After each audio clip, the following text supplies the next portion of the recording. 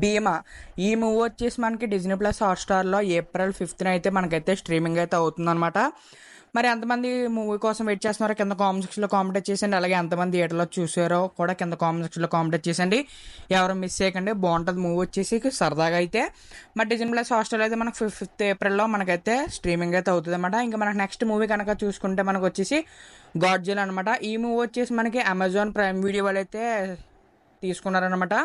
మరి ఈ movie streaming వచ్చేసి మనకి మేనేనా అలాగే జూన్లోనైనా ఈ రెండులో ఈ 2 మంత్స్లో మనకైతే కన్ఫామ్గా స్ట్రీమింగ్ అయితే అవుతుంది అనమాట. మరి అది తెలుగు లాంగ్వేజ్ అన్నది అయితే తెలియదు. మ్యాక్సిమం మనకు వచ్చేసి అన్ని లాంగ్వేజ్లో కలిపి మనకైతే స్ట్రీమింగ్ అయితే చేస్తారు మే కానీ జూన్లో కానీ. ఇంకా మనకు నెక్స్ట్ మూవీ కనుక చూసుకుంటే ఓం బెంబూస్. ఈ మూవీ వచ్చేసి మనకి అమెజాన్ ప్రైమ్ వాళ్ళు అయితే తీసుకున్నారనమాట. ఇంకా ఈ మూవీ వచ్చేసి మనకి జూన్ 6న అయితే మనకైతే అమెజాన్ ప్రైమ్లో స్ట్రీమింగ్ అయితే అవుతుంది.